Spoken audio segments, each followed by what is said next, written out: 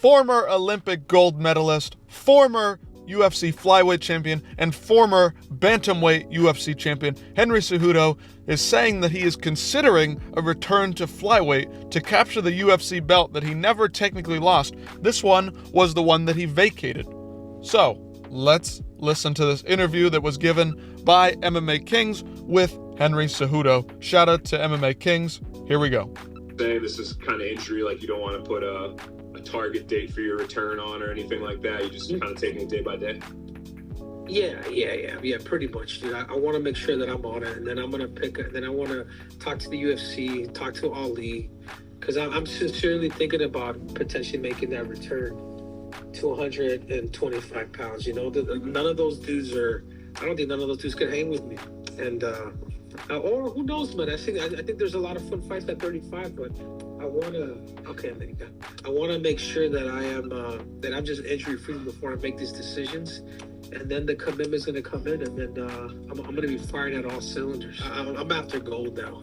And I think if I do go down 225 pounds, stay disciplined. I just don't think there's anybody in the world that can beat me. And plus, I think there's a fun fight with Brandon Moreno. You know, I think he wanted to fight me at 135, and then he backed out like a little bitch. And I think now if I go down and I beat him in Mexico, in his own country, I think that could be a big-ass payday too. All right, so clearly Henry is just looking for championship fights, much like DC was looking for at the end of his career, much like DC spoke of when he retired, that he's really just interested in fighting for the title because he is clearly up to that standard. Henry Cejudo, on the other hand, I'm not so sure if he's championship level anymore. He's obviously getting older. I don't even know if he can make flyweight. We've seen that he's put on quite a lot of muscle, quite a lot of size, moved up to 135 pounds. This guy's looking pretty thick, pretty chubby. Can he even make 125? I don't even think he could. But to be fair, a fight between Brandon Moreno in Mexico City, two guys with Hispanic, Mexican heritage, this would be a big time fight. Obviously, there's a couple other matchups that would be really fun, of course, if he could make the weight. We just don't know.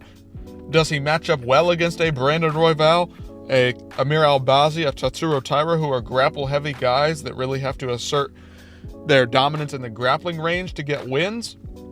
I think Henry Cejudo has a good chance against these guys as compared to some of the bantamweight fighters up here. Marab has already beaten him. How does he do against Peter Yan if he can't take him down? He's already lost to Aljamain Sterling. Does Sean O'Malley stay away from him and clip him on the feet? Davison Figueiredo has got heavy hands. Also former flyweight. I just don't think he can make the weight in general at all.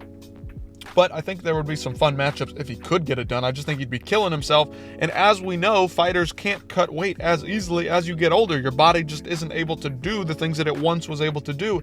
And I just don't think Henry Cejudo can make the weight. Whatever he says, he is short enough to where if he really started cutting right now, today, started cutting and making a plan to go down to flyweight and make his flyweight debut next year or at the end of this year, I think he could do it.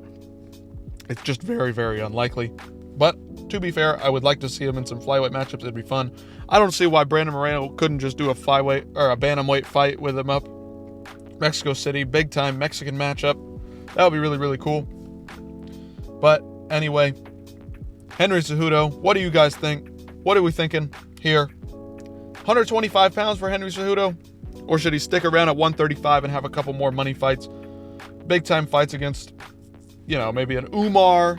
That would bolster Umar's name. Or he could get a win over the big prospect, Peter Yan. Davison Figueiredo fight would be fun if Davison's not going to be fighting Peter Yan next.